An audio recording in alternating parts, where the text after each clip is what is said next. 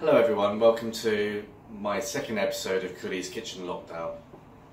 So, today we find that 1.3 billion Indians have been told to completely lock down. Quite amazing, right? The thought of all of those people in such a chaotic place all being locked down. Spare a thought about the millions and millions of people over there who really do live hand to mouth, and given this lockdown, how are they going to survive? They basically do live a very hand-to-mouth existence. If they can't earn money to feed their families, what are they going to do? On that note, I'm going to talk about a dish that many people all over India are eating every day, particularly poor people, because they can't afford anything else and it gives them the nutrition they need. I'm talking about rice and lentils.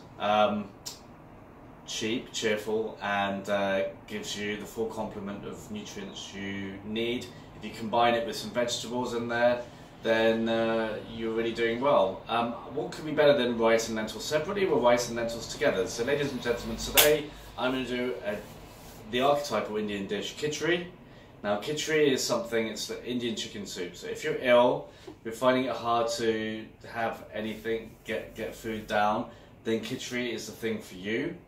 Often we do it with moong dal. This is moong dal that's been husked, so it's very digestible. And then we pair that with rice and we cook it together, and it takes in a porridgey, a risotto-like consistency. Call it an Indian risotto. It's absolutely delicious and creamy. And also the name bears a resemblance to the English word kedgeree, and indeed it was a bastardization of that word, and the English dish kedgeree from the Raj did actually get its name from khichdi. So I pre-soaked the rice and lentils. I've got half a cup of lentils, slightly more rice, 3/4 of a cup of rice. So I've put them in a pan, drained them. I'm now going to add basically about a litre of water. It's about 3 times the volume of the rice and lentils.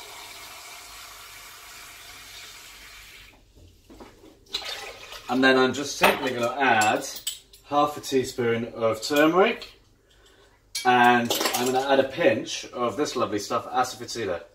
It's great for digestion. And then I'm going to switch it on. So I whacked the mixture on a really high heat, let it come to the boil. As you can see, it's pretty much up to a rolling boil. We'll turn the heat down and we'll let it cook on a rolling boil, as in not too fast, not too slow, so it's not actually boiling, and we'll let everything reduce down and cook for a certain amount of time. I'll come back to you when we're done. I'll just let you know how long it took.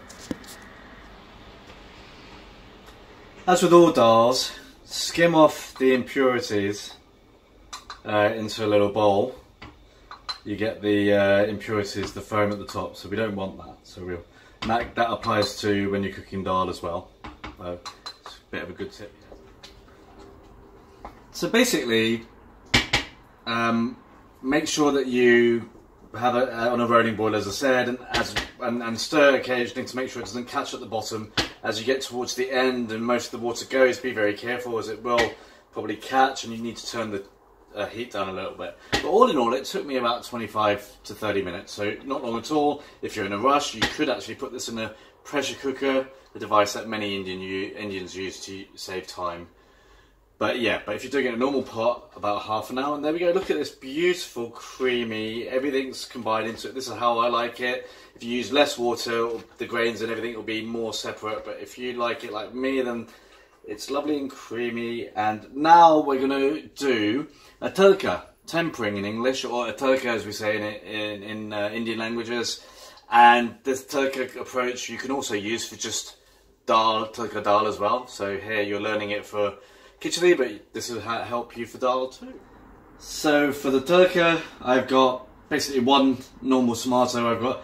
I had 3 small tomatoes, which basically make up a normal medium tomato. So 1 tomato, a green chilli. I like to have my green chillies in the freezer, a bit of a top tip, so I can just take them out and use them. A teaspoon of ginger, basically, give or take. I've chopped the tomatoes and most of the ginger already. I'll just finish the job off now. So, and again, I quite like in this tadka the ginger to be quite coarse, quite rustic, not chippy. And then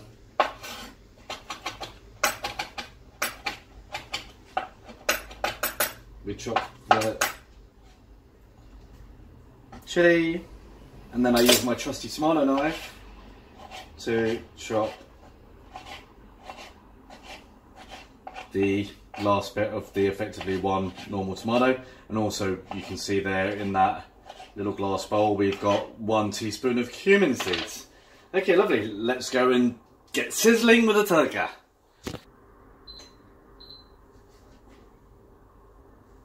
So I've got my hob on 7. Get it a good heat, really get that oil going, really get some heat going on here, because we are going to snap, crackle and pop. That's what a tadka is. We need a bit of action in here. So I think the oil is hot enough.